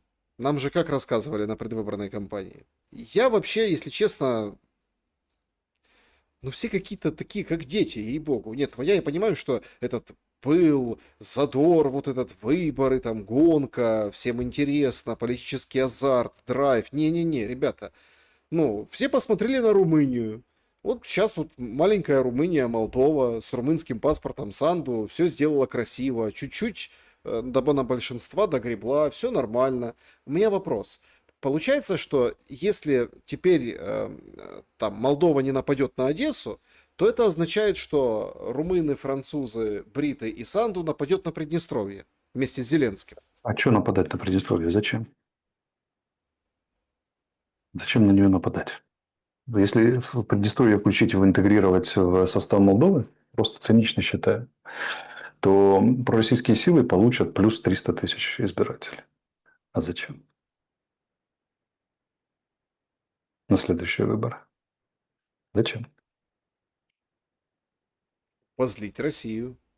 Позлить Россию тем, что дать шансы прийти в Молдове к власти пророссийским силам еще больше шансов, чем они имели в этот раз. И влиять на внутреннюю политику постоянно. По-моему, это надо быть невменяемым, чтобы на это пойти. Поэтому никто это Приднестровье трогать не будет. Оно тотально зависит экономически от Молдовы, от Румынии и так далее. И все союзников от Украины, поэтому хай сидят себе в анклаве. Зачем их присоединять? Мгм. Значит, следующий вопрос. Спасибо большое, что пишете и в клубе зрителей ваши вопросы. Пользователь, ну, XQ, в общем, пользователь. В каких богов верит Алексей и верит ли вообще во что-то? Откровение Да, 21.8. в здравый смысл я верю. Это самый непопулярный бог на планете сегодня, но тем не менее. Алексей Александр, добрый вечер. Алексей, неделю назад в эфире вы сказали, что уступки, на которые пошел Путин, оказались недостаточными для мира. Вопрос, недостаточными для кого? Для Зеленского? Если да, то назовите, пожалуйста, достаточные уступки для Зеленского со стороны Путина. И на какие уступки пошла Украина, чтобы можно было говорить, что мирный процесс затягивает Путин? Отличный вопрос в конце, да. Путин не пошел ни на какие уступки. Надо понимать. Путин был готов при определенных сценариях к разговору об определенных уступках. Но для этого надо было, чтобы Украина выполнила и Запад свою часть уступок. Например, как бы там демилитаризировалась, сменила курс, сменила руководство, прекратила преследовать церковь и русский язык. В ответ он, как нормальный торгующийся, да, вот обменивающийся, был готов пойти на очень крупные уступки. Из того, что я знаю. Серьезные уступки. Но поскольку Украина даже не рассматривала такое, то и о уступках с его стороны речи так и не пошло. Это просто было в разговоре. А на что вы готовы? Ну, мы готовы на вот это. А вы? А вы? Ну, вот если вы сделаете это, мы можем рассмотреть вот эти варианты. Он и вслух это озвучил. Но поскольку никто не собирался идти на его уступки, так и он не пойдет ни на какие. Он же не пойдет на одностороннее, правильно? Мгм. Так, значит, переходим к следующему Это не то, что он вопросу. выторговывал, потому что так как вы задаете вопрос, можно представить, что он изо всех сил выторговывал мир. Такого не было. Нет, подождите, а на какие уступки Украина пошла, чтобы можно было говорить, что мирный процесс Ни затягивает на, ни Путин? на какие не пошла, я же об этом и говорю. Нет, ну подождите, ну как ни на какие? Что можно было предложить Трампу со стороны Украины? Украине нечего предложить Трампу.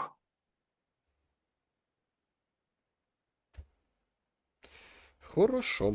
Дальше.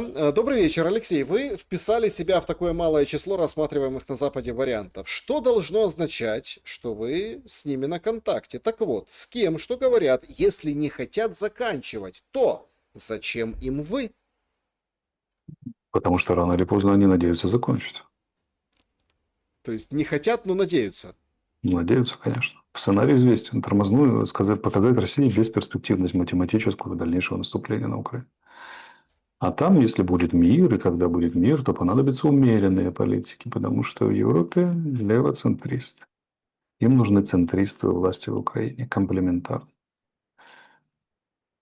Смотрите, у вас был период прям такой насыщенный, когда вот это все Арестович президент, президент Арестович, я приду, я...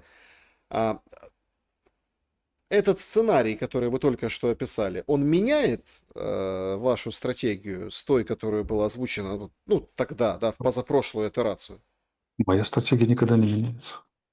Что ее менять? Зачем? Цели все одни и те же. Я вам говорил, мои внешние, могу назвать внешнеполитические цели.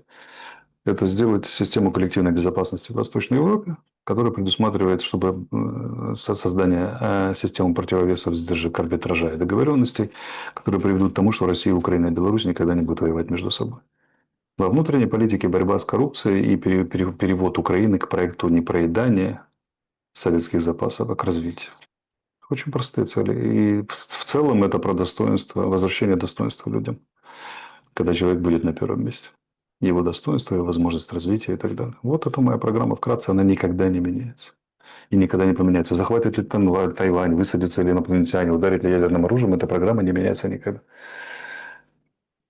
Так, значит, продолжим вопросы от наших зрителей. Э, Алексей Николаевич, Анна интересуется. 90% претензий к Пугачеву — это высказывание о террористе Дудаеве. Если вы не в курсе, послушайте Джеффри Сакса. Он объяснил, кто для каких целей его финансировал и давал оружие. Алла Борисовна сейчас гражданка Израиля. Как бы там отреагировали, если бы главу Хамас она назвала прекрасным и порядочным человеком? Алла Борисовна такого масштаба, что она может себе позволить назвать даже Бен Ладена прекрасным порядочным человеком, особенно рассказывая о своих личных впечатлениях от общения с человеком. Вы то ли наивные, как дети, то ли пытаетесь изображать из себя наивных, как дети. Дело в том, что она же пересказывает, она не хвалит не политику Дудаева, а пересказывает свои личные впечатления биографические от встречи с этим человеком.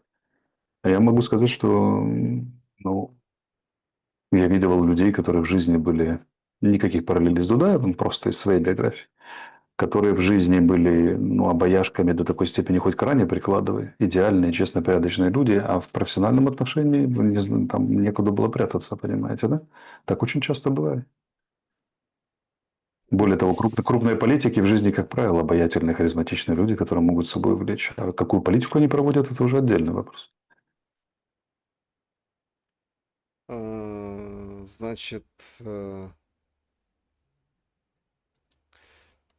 вопрос, изменится ли от Александра, изменится ли политика Трампа по Украине, если европейские партнеры кинут его с Нобелевской премией?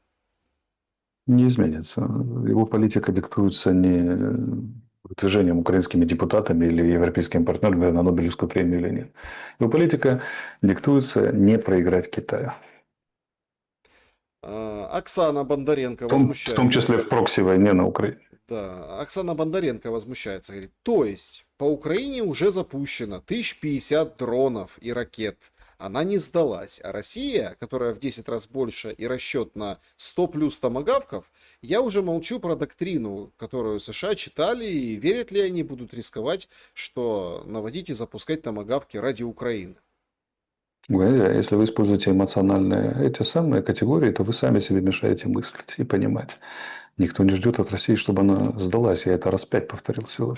От России ждут, чтобы она математически посчитала и решила, что при данном соотношении сторон, сил и перспективах невыгодно воевать. Выгоднее миром согласиться на мир. Все. Для этого не надо разгромить Россию, для этого не надо уничтожить все НПЗ в России, для этого не надо победить Россию, для этого не надо сломать волю России. Для этого надо математически сделать так, что ей математически невыгодно воевать. Причем эта оценка должна от них самих последовать. Вот на это ставит Запад. Для этого там 100 или 500 томагавков вполне может быть фактором. Не ключевым, но может быть. Одним из. Синяя борода. Хорошее, кстати, наблюдение. Вопрос остается только один. Когда уже это закончится, страну война превратила в руину. Остается нетронутым Карпаты и Львов, в скобочках землянка, а в восточных мясорубка, провялили и идейных. Вопрос, так кто в итоге победил? Так никто не победил еще. Война идет вовсю. Победа – это когда установился мир лучше, чем довоенный. Это определение победы, принято после 1945 года. Будет ли вообще победитель в этой войне – это большой вопрос. Какой мир будет после войны и будет ли он лучше, чем довоенный – это очень большой вопрос в результате этой войны. А пока война идет, никто не победил. Это просто элементарно неграмотно говорить, что кто-то победил, пока идут боевые действия до сих пор. А, Сергей Слабинский спрашивает, как Алексей относится к личности Вассермана и смене его взглядов с либеральных на социал-коммунистические. Спасибо. Я никак не отношусь к Массерману, не читал ничего, не слышал ни одного выступления. Видел пару картинок, где он в жилетке с кучей карманов. И все, это максимум. Выборы в Молдове могут повлиять на политику Трампа, Путина и Зеленского? Как? Спрашивает Маша. Нет, это маленький фактор очень выбора Молдовы. Для того, чтобы влиять на политику Трампа, Путина и Зеленского.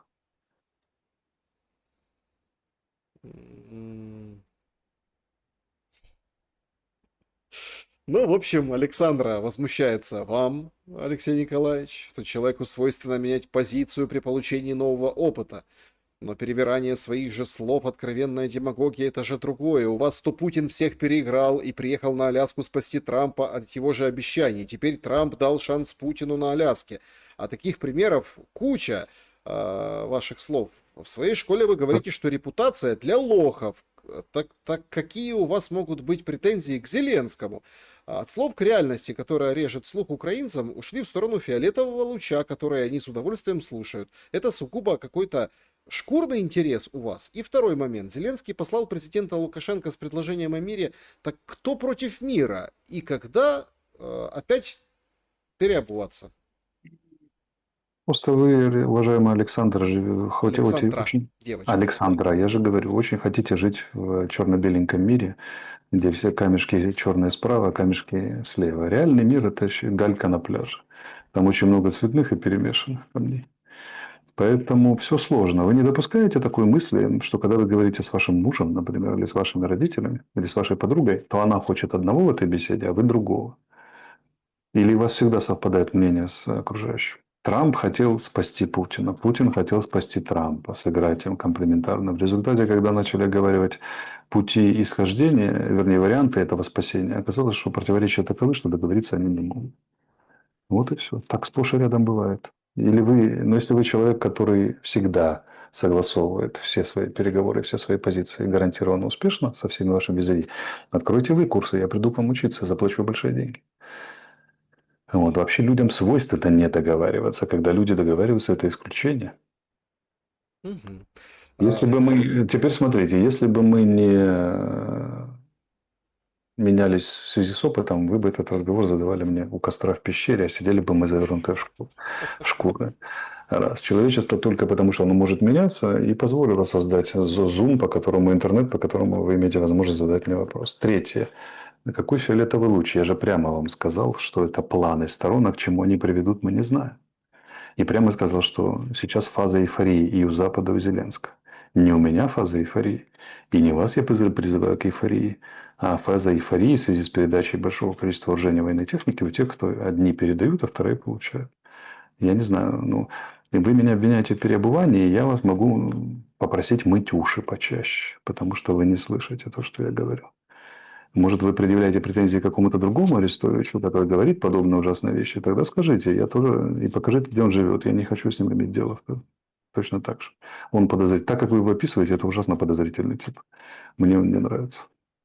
а, из Николаева задает вопрос пользовательница. Живу в Николаеве и думаю, куда сейчас лучше бежать из Украины, в Приднестровье или из Приднестровья в Украину? Чего вы все замучились этим Приднестровьем? Кому оно нафиг нужно? Зачем? И А, меньше всего это нужно Молдове, поверьте. Сергей интересуется, как проходит ваш сбор на ВСУ, а то другие сборщики жалуются, что украинцы перестают инвестировать в продолжение войны. Первый очень быстро собрали, второй медленнее, но только потому, что он попал между эфирами. Сейчас посмотрим, что будет после этого. Ну, в целом, да, замедлилось, но собирают все равно. Ну, то есть у вас нет вот таких, ну, как Ну, это, прямо, чтобы совсем не собирали, такого нет. Медленно, но собирают. ну, опять-таки у вас был большой перерыв, поэтому... Ну, тут вопрос какой. Если они будут собирать, я не буду выставлять. Все же очень просто. А поскольку собирают, то и как бы хай собирается. Новый тренд нарратива Запада — Зеленский победитель. Может ли целью этого быть закрепить в сознании обывателей как Запада, так и Украины этот нарратив, чтобы безболезненно прекратить военное противостояние? Победитель же, значит, все. Ну, в том числе, кстати, может быть, и это хорошая мысль, но пока фаза как раз немножко попротивостоять активно, а потом прекращать. Но на будущее, да, вполне может быть. Вова, ты же уже победитель, ну вот что тебе еще нужно? Уходи, ты же победил всех. Победитель Путина, нифига себе. Какой ты молодец. Езди с лекциями, давай интервью. Да. Спасибо, кстати, большое, Петр, за Это эту мысль. хорошая мысль, да, М, надо отметить. Екатерина спрашивает: Алексей, как вы считаете, будет ли блэкаут в Украине этой зимой? Зима должна быть тяжелой, потому что таковы цели Российской Федерации. Они бьют по газоснабжению, да, ну, как бы бьют по ТЭЦ, которые были восстановлены. Бьют еще по железной дороге, кстати, по локомотивам. Но их задача, да, причинить ситуацию блэкаута по сумме соображений, начиная с давления на мирное население, заканчивая демонстрацией возможностей и перспектив несговорчивости. А третье, блэкаут останавливает военное производство, в том числе и там, да, передвижение военной техники, там, расположение частей на месте. Это все сумма факторов. Мгм. Значит, переходим к чатам. Начнем с чата Алексея Арестовича, потом перейдем к моему чату. Значит, интересуется Владимир, когда интервью с Собчак? Она просила не говорить, Нет, ну держать интервью. будет, может там не будет уже ничего. Говорит, что будет, но пока просила не называть дату, чтобы держать интервью. Мгм. Ну, то есть в ближайшее время, ну, какое-то обозримое. Говорят в обозримое время. Да, ну, то есть это не то, что там какая-то будет такая история. Алексей Чухранов. Алексей, ну, когда нам рассекретят, что уже люди имели опыт общения с неземными цивилизациями? Ну, вы знаете, мне люди, которые имели опыт общения с неземными цивилизациями, пишут 40-50 раз в день. Мгм. Поэтому я очень активно общаюсь с людьми, которые имели опыт общения с неземными цивилизациями. Это приятно. Поэтому это не Никаких, секрет. никаких секретов. Да. Судя по Поэтому, тому, что они мне пишут, никакого секрета нет в помине. поэтому это не секрет. М. Здравствуйте, Алексей. Значит, омбудсмен, ну да, Ивановская требует закрыть русскоязычные каналы. Как думаете, Гордона закроют или нет? Ну, кстати, хороший вопрос. А как же вот эти все товарищи спикеры? Наверное, под санкции попадет. Алекс Григорьев, когда уже закончится капитализм, как вы считаете? Кто это серьезно что-то решает? Ну, как сказать, отношения в обществе, возможно, и решает. Может быть, и решаться, да, но на какие? На что он будет заменен, хотелось бы уточнить. Как бы не было хуже, правильно? Добрый вечер, Монтгомери пользователь. С учетом позиции Лаврова о защите русских на территории соседней страны для безопасности России, как вы считаете, какие были варианты у России, кроме начала этой дискотеки в 22-м? Ну, эти варианты требовали от России перестать быть Россией и стать кем-то другим, что очевидным образом было невозможным. Для этого надо было стать резко очень мудрой и дальновидной империей и начать работать мягкой силой. Иметь за спиной дубинку, конечно, но в основном мягкой силой. Это примерно как Китай. Там, где американцы и россияне в Африке пытаются воевать, Китай приезжает, строит порт за 2 миллиарда долларов, да, раздает кредитов на 20 миллиардов, и все за Китай больше, чем сами китайцы. Все очень просто. Но Россия, она ж так не может, мы же славяне, мы должны морду друг другу набить, чтобы поумнеть, поэтому все дружно начали воевать.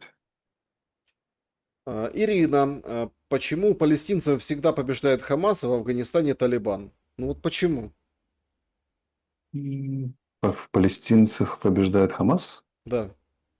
А кого Хамас побеждает, простите? Нет, ну это уточнение к вашему истории, что Хамас там, да, вот никуда не Да потому что денется это, и чего, всегда это же возрождается, да. организованная волчья стая всегда выиграет у неорганизованной стаи, даже если там есть собаки, правильно? Они организованы, они решительны, у них идеология, они жестокие, безжалостные, принципиальные, поэтому побеждают.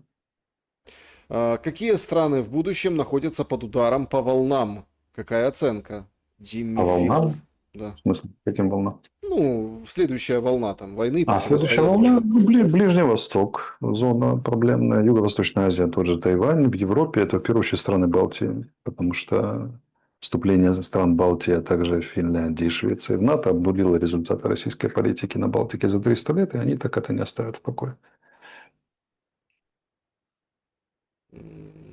Ну, вот пишет у вас в чате э, пользователь, там, Бир Гитар, пишет, что Арестович это топ. Не слушайте никого, у вас есть поддержка в Украине, многие хотят новый проект, новый смысл страны. Я и не Нет, слушаю. нет, Спасибо большое.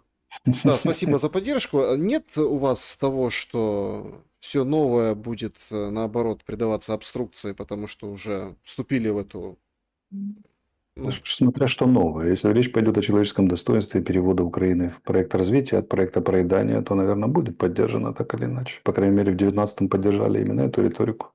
Просто обманул Зеленский, а так да, ну, люди поддержали. Не знаю, насколько этот трюк удастся повторить, но это появляется легко, когда выборы будут объявлены, просто подаешь свою кандидатуру и смотришь, сколько проголосуют. я согласен с выбором мягкой силы. Вопрос к Алексею. Какие конкретные инструменты мягкой силы вы имели в виду по поводу Как 22 инструменты года? мягкой силы всегда одни и те же. Ты должен много дать, чтобы породить лояльность. Ну, смотрите, как действовал USAID, например, да? Это поддержка гуманитарных программ в первую очередь. Прямых гуманитарных программ в стиле там, борьба с тяжелыми сложными болезнями, с тем же туберкулезом и так далее, и так далее. Ну, какой дурак от этого откажется? Представляете, еще до войны Российская Федерация говорит, ребята, Туберкулез – общая болезнь постсоветских стран. Мы начинаем большую программу в рамках СНГ и своей братской Украине вот особенно уделяем внимание и так далее. Вот. А вот вам был Альфа-фест во Львове, в столице землянки УПА. Тем не менее, пользуется огромной популярностью. На русском языке там все звучало и так далее. Было бы 20 таких Альфа-фестов, совместные программы, там, причем от престижных до ключевых для населения. Ключевое – это образование и здравоохранение. Там престижно это космос, например, и совместное производство вооружения. Можно было много чего сделать, но глупостей было наделано с 91 года обоюдных такое количество, что войной оно было должно бы кончиться практически неизбежно. Неизбежно. М, Так. К сожалению. а, Глупостей были с обеих сторон. Очень много. Но на России больше ответственности, она больше силы имеет, больше возможностей. Соответственно, ее глупости дороже обходятся. Значит, переходим к чату Александра Шелеста. Откроют ли криминальные дела? ЮР задает вопрос за якобы мошеннические сборы на ВСУ. По вашему личному мнению. Вообще со Ну, сборами беда в Украине. сейчас уже, по-моему, солдаты мне пишут, что очень строго пресекают сборы наличные от карточки солдат и вообще наличные карточки только на благотворительные фонды, которые возле соответствующих бригад. Если вы видите, я размещаю только сборы теперь на благотворительные фонды, потому что они сами просят так сделать. И это БФ официальной с отчетностью. А да, на сборы наличной карточки, которые были стихийно там существовали первое время, уже пресекаются. Солдаты говорят, что прямо грозят уголовной ответственностью.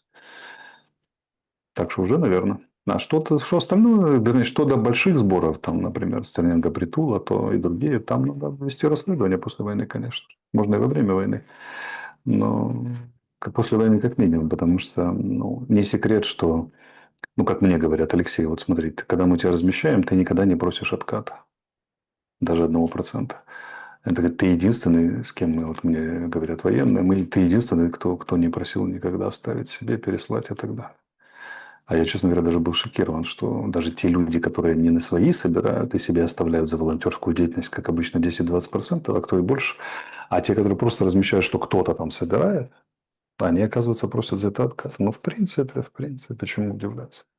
Люди же работают. Так тяжело взять и разместить номер Не, ну карточки подождите, в своих соцсетях. а когда М. приходят, как многие блогеры, уехавшие, кстати, М. сбежавшие с Украины, говорят, приходят от официальных структур, СБУ, ГУР, и говорят, будешь собирать нам. А это да, такой шантаж существует, конечно же, безусловно. Если хочешь быть хорошим мальчиком или девочкой, да, и меньше иметь проблем, давай. Здравствуйте. Недавно Алексей сказал, что Россия не остановится, пока не получит по морде. А ранее говорил, что она будет терпеть лишения и потери и будет воевать. Что может остановить Россию? Очень сильное получение по морде и перспективы лишения и потерь, которые делают невозможным успешный захват тех районов Украины и областей, которые они собрали. Смотрите, никто не рассчитывает, что Россия сдастся. Россия, еще раз повторю, третий раз за сегодня, сломается политическая воля, они произведут крупную переоценку, станут демократией, покаяться, рассчитывают просто на математику. Условно говоря, очень условно, 100 танков поставляем, из них 95 уничтожаем. Ну, невозможно 5 танками захватить там еще 2 области в Украине. Вот такая логика и все. На перевоспитание никто не надеется. На отрезвление России никто не надеется. Ни я, ни таксисты, никто. Просто на математику. Да послушайте, ну я почему я, например, очень скептически отношусь к этому вашему мнению, потому что война четвертый год, какая математика? Это не мнение. Это сценарий, на который всерьез рассчитывают на Западе Но и в это Украине. глупость. Ну, смотрите, это работало бы в 22-м, в 23-м, помните? Ну, вы помните эти периоды войны.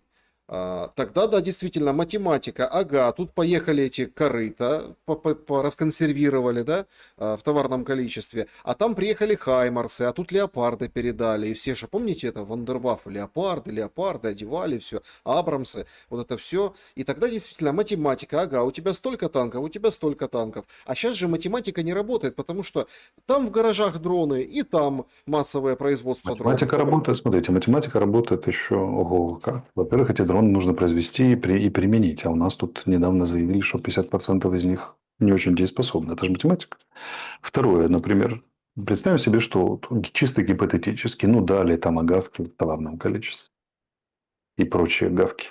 И вот начали бить на глубину вот до 1500 километров, то есть вся европейская часть России, по штабам, пунктам управления российским, энергетики, электростанциям, ключевым нефтеперерабатывающим предприятиям ВПК и там, например, складам боеприпасов и аэродромов.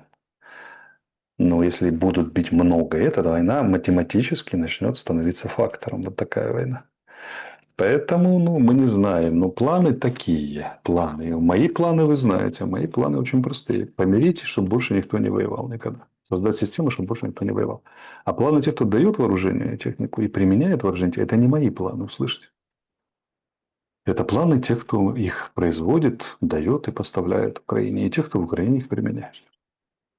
М, Ну, тут много вопросов. Ирина задает вопрос. Еще вопрос. Вот если удар по Кремлю какой-то состоится, то ядеркой ударят или орешником по Киеву.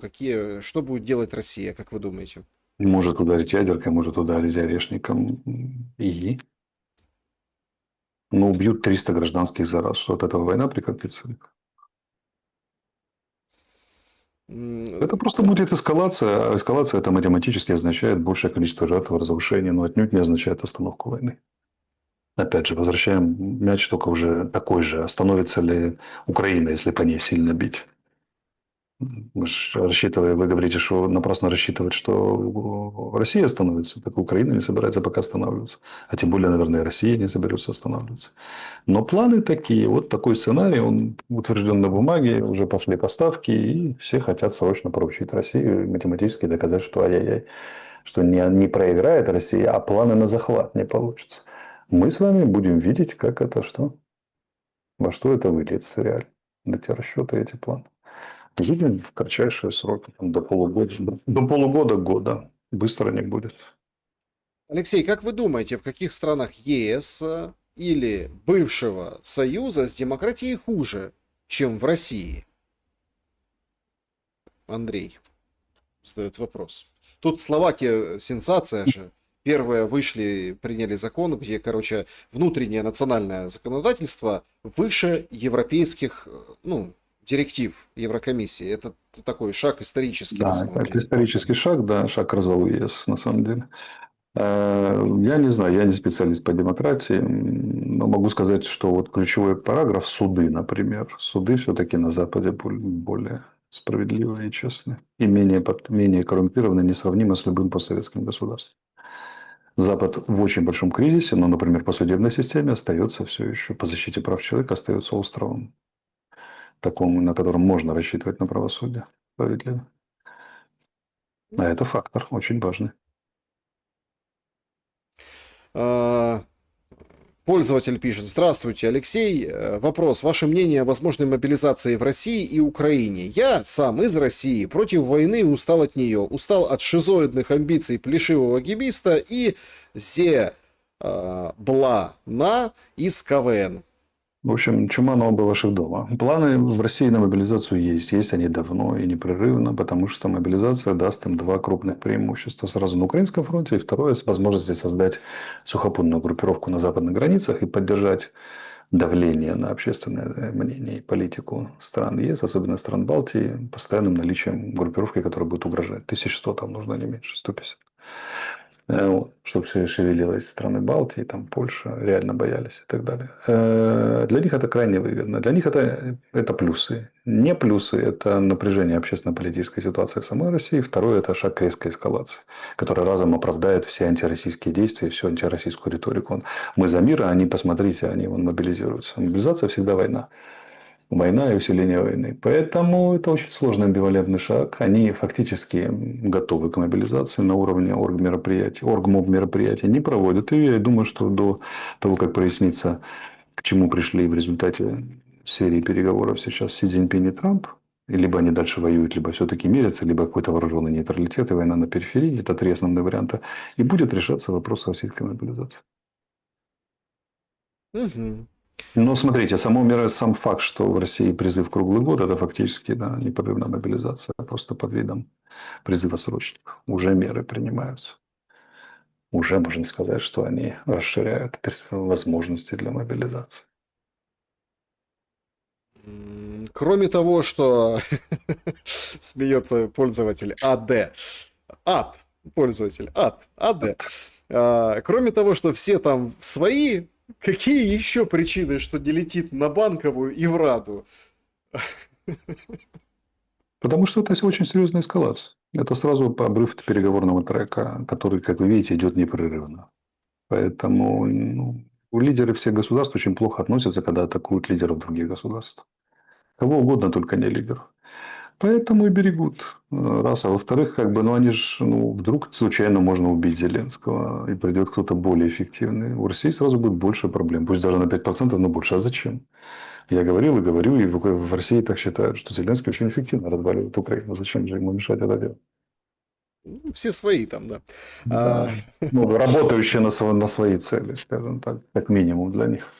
Алексей задает вопрос коротыш. Знает ли Алексей, откуда пошло «Россия хотела взять Украину за 3 дня»? Проверял ли он это утверждение? По-моему, это ссылались на слова Симонян, где она сказала, Киев мы за 3 дня возьмем в какой-то передаче. Но я за этим не слежу, поэтому не помню, где и когда говорили за 3 дня. Не, Но могу ну, сказать, что парадную форму в Киеве действительно находили в российских частях, наступающих на Киев. И второе, нашли приказ, был у одного из полковников ВДВ, о том, что он выставляет, его часть выставляет караулы возле Верховной Рады, офиса президента и Кабмина, то есть в правительственном квартале к вечеру первого дня вторжения. Они уже караулы должны были там выставить по их плану. Это действительно на уровне боевого приказа у него там числилось в планшете, который нашли. Там не 3 дня, там меньше, чем сутки. Вообще за один день они собирались взять Киев. Не Украину, но Киев так точно. мгм. Вопрос. Почему Россия сокращает военный бюджет на следующий год?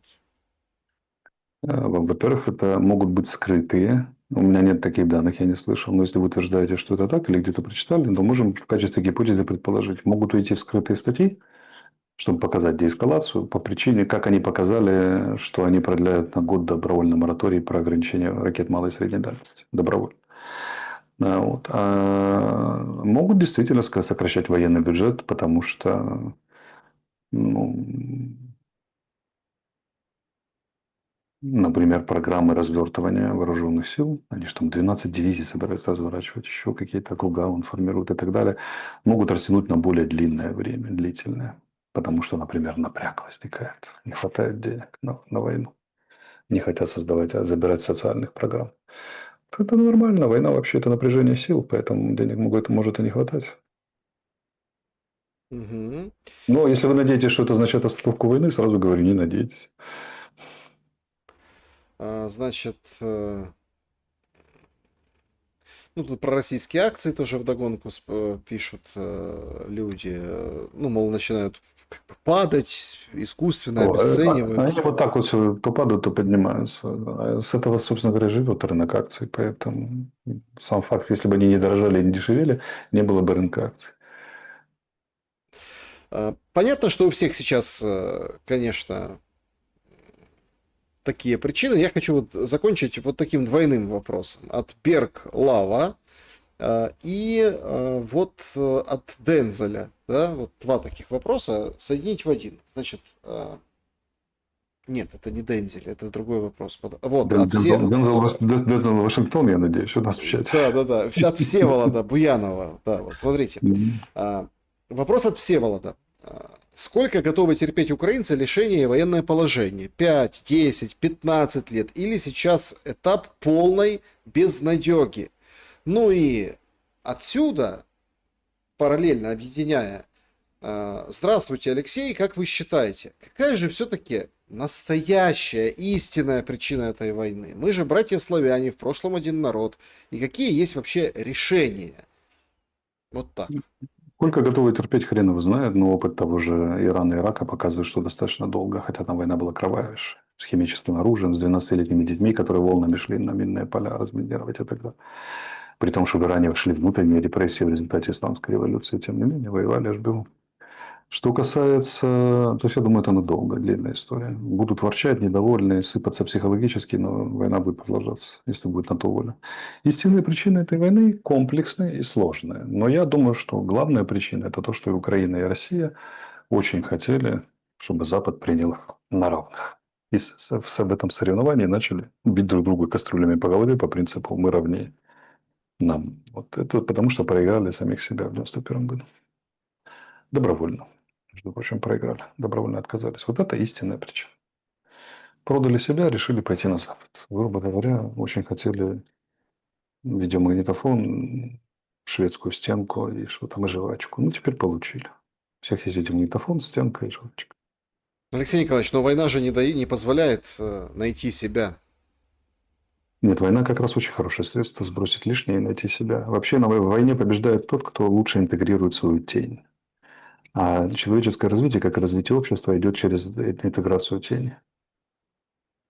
Вот, поэтому кто большую часть освоит на войне, проявит, освоит и интегрирует, тот и победил. Даже если фактически он проиграл, то в перспективе победил он. Поэтому для этого надо быть разумным, чтобы уже войной руководили разумные люди. Я же говорю, что Украина и Россия не очень умеют воевать. Не в том смысле, что города брать, а в смысле использовать войну как инструмент развития. Но это отдельная большая тема, если хотите, как-нибудь поговорим. Если уже взялись воевать, то надо использовать войну как инструмент развития. Но и саморазвитие, интеграция тени, там, развитие промышленности, развитие общества внутренней, внешней политики, не очень. И отдельные успехи есть и там, но в целом все печально. К сожалению. Друзья, не печальтесь. Приходите в следующий понедельник, 21 час, на канал Алексея Арестовича и Александра Шелеста. Не забудьте, пожалуйста, поставить лайк. Это очень важный ритуал YouTube. Алексей Николаевич, спасибо за время и мысли. Спасибо. До встречи. Ох, будет интересная неделя. Будем следить вместе. Берегите себя и друг друга. Добра и света.